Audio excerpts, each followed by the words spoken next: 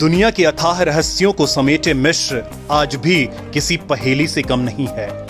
यहाँ के पिरामिड हर किसी का ध्यान खींचते रहते हैं और अब यहाँ समंदर ने एक पूरा का पूरा शहर ही उगला है, जिसे देखकर पूरी दुनिया के वैज्ञानिक हैरान रह गए हैं। वैज्ञानिकों को न केवल शहर मिला है, बल्कि दुर्लभ खजाना और सैकड़ों साल पुराने फल और टोकरियां भी मिली हैं। बड़ी बात यह है कि यह शहर सैकड़ों साल पहले गायब हो गया था, लेकिन इस शहर से अब जो सामान मिले हैं उसे देख पूरी दुनिया हैरान हो गई है। वैज्ञानिकों ने कहा कि लुप्त हो चुके इस अति प्राचीन शहर की खोज मिस्र के तट से दूर थोनिस हेराक्लियोन में की गई है। वैज्ञानिकों ने कहा कि समुद्र में गायब हो चुके इस शहर से जो सामान मिले हैं वो दुर्लभ और हैरान करने वाले हैं। वैज्ञानिकों का मानना है कि इस शहर की खोज किसी खजाने से कम नहीं है। समुद्र के अंदर से विशालकाय मंदिर का बड़ा हिस्सा मिला है, जिसमें रखा गया नाव भी पुरातत्वविदों के हाथ लगा है। European institute for under water archaeology यानी IEASM की टीम ने इस गुप्त शहर की खोज करने में कामयाबी हासिल की है। इस टीम का नेतृत्व फ्रांसीसी आर्कियोलॉजिस्ट फ्रैंक गोडियो कर रहे थे और इस शहर की तलाश पिछले कई सालों से की जा रही थी। IEASM ने एक बयान में कहा है कि उनका मिशन मिस्र के पर्यटन और पुरावशेष मंत्रालय के सहयोग के साथ शुरू किया गया था और अबुकीर की खाड़ी में थोनिस हेराक्लियोन की साइट पर बेहद दिलचस्प परिणाम सामने आए हैं। थोनिस हेराक्लियोन की साइट पर पुरातत्वीय खजाने की खोज की गई है। इसमें ग्रीक चीनी मिट्टी के चीजें और फलों से भरी 2400 साल पुरानी टोकरियां बरामद की गई हैं। आपको बता दें कि 331 ईसा पूर्व में सिकंदर द्वारा अलेक्जेंड्रिया की स्थापना से पहले थोनिस हेराक्लियोन मिस्र का सबसे बड़ा भूमध्य सागरीय बंदरगाह था। रिपोर्ट के मुताबिक यह शहर पूरी तरह से समुद्र के अंदर डूब चुका था और उत्तर पूर्वी प्रवेश नहर के साथ खोजी टीम को एक बड़े टुमुलस के अवशेष मिले हैं। ग्रीक में टुमुलस का मतलब शमशान घाट होता है। खोजी टीम IEASM ने कहा है कि यह 4वीं शताब्दी ईसा पूर्व के शुरुआत में यहां पर अंत्येष्टि प्रक्रिया को अंजाम दिया जाता था। ट्यूमुलस करीब 60 मीटर लंबा और 8 मीटर चौड़ा है और चारों तरफ से आइलैंड से घिरा है। ये एक तरह से द्वीप की तरह दिखता है। रिसर्च टीम के प्रमुख गोडियो ने कहा कि हर जगह हमें जली हुई सामग्री के सबूत मिले हैं। ऐसा लगता है कि वहां शानदार समारोह हुए होंगे और इस जगह को सैकड़ों साल से सील कर दिया गया होगा, क्योंकि हमें 4वीं शताब्दी ईसा पूर्व की शुरुआत से बाद की कोई वस्तु नहीं मिली है।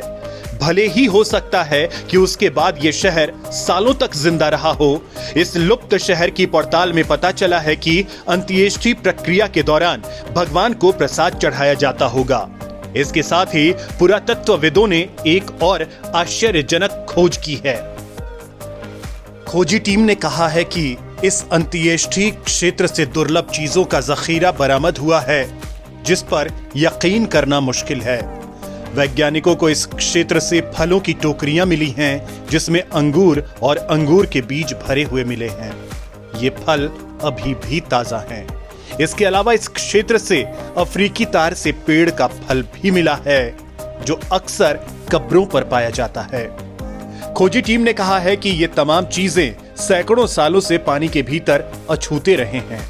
ऐसा लग रहा है कि जैसे उन्हें एक सुरक्षित भूमिगत कमरे में रखा गया हो, या फिर भगवान पर प्रसाद चढ़ाने के बाद उन्हें ऐसे ही दफन कर दिया गया हो। खोजी टीम ने कहा है कि इस शहर की तफ्तीश में पता चला है कि यहाँ पर ग्रीक व्यापारी की मौजूदगी होती होगी और यहाँ पर भाड़े के सैनिक पहरेदारी करते होंगे और ये शहर काफी ज्यादा खूबसूरत रहा होगा। ये सैनिक थोनिस हेराक्लियोन शहर में रहते थे, जो नील नदी की कैनोपिक शाखा के मुहाने पर मिस्र के प्रवेश द्वार को नियंत्रित करता था।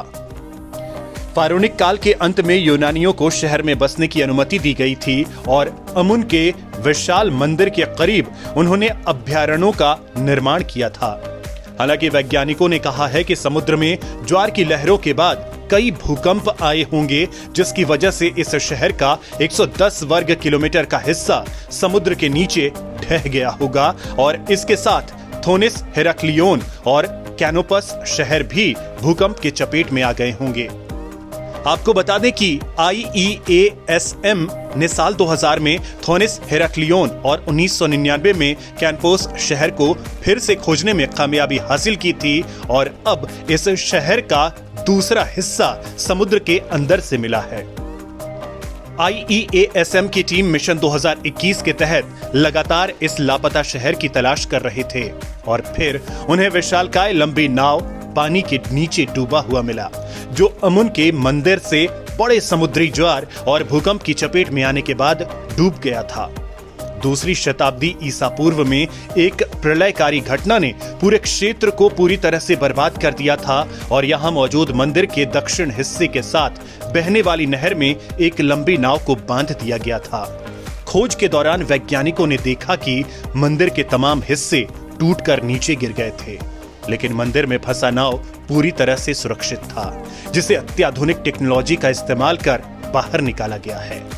खोजी टीम का मानना है कि जो चीजें समुद्र के अंदर से मिली हैं, वो अत्यधिक दुर्लभ हैं और मिस्र के प्राचीन जीवन को समझने में इससे काफी मदद मिलेगी।